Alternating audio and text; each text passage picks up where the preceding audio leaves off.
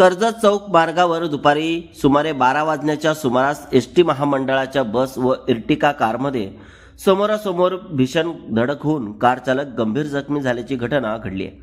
अपघातानंतर बस चालक घटनास्थळावरून निघून गेल्याने संतापाची लाट उसळली असून प्रत्यक्षदर्शींनी बस चालकाचा वेग व ओव्हरटेकच्या नादामुळेच हा अपघात झाल्याचा आरोप केला गेलाय. पनवेलहून कर्जत डेपो आगाराकडे येणाऱ्या एसटी बसमध्ये तब्बल 37 प्रवासी प्रवास करत होते. त्याचवेळी नेरळ येथील बांधकाम व्यावसायिक रिंकू सिंग हे आपल्या मित्रासह खाजगी कारने कर्जतकडे निघाले होते.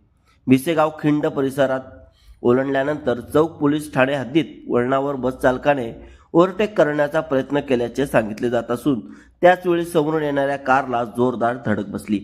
धडकेनंतर कारचा समोरील भाग तर बसचा देखील दर्शनी भाग चक्काचूर झाला आणि चालक रिंकू सिंग कारमध्ये अडकून गंभीर जखमी झाले.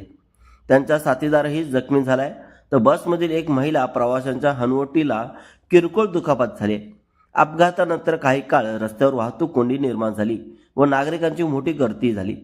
स्थानिक नागरिकांच्या मदतीने जखमींना तातडीने कर्जत भिवपुरी येथील रायगड रुग्णालयात हलवण्यात आले. दरम्यान रिंकू सिंग यांची प्रकृती चिंताजनक असल्याचे समजते. तर अधिक उपचारासाठी पनवेल येथे दाखल करण्यात आल्याचं सांगण्यात येत आहे. बस चालक अपघातानंतर पळाल्याची चर्चा रंगली असतानाच कर्जत डेपो अधिकारी अशोक पालवे यांनी स्पष्टीकरण देत संबंधित चालक संजय भिकाजी भोकरे हा फरार नसून खालापूर चौक पोलीस ठाण्यात स्वतः हजर झाल्याचे सांगितलंय. तथापि वेग, ओव्हरटेक आणि निष्काळजीपणामुळे प्रवाशांच्या जीवाशी खेळ सुरू असल्याचा आरोप नागरिकांकडून होत असून या घटनेने एसटी महामंडळाच्या सुरक्षतेवर पुन्हा प्रश्नचिन्ह निर्माण झाले. पोलिसांकडून पुढील तपास सुरू आहे.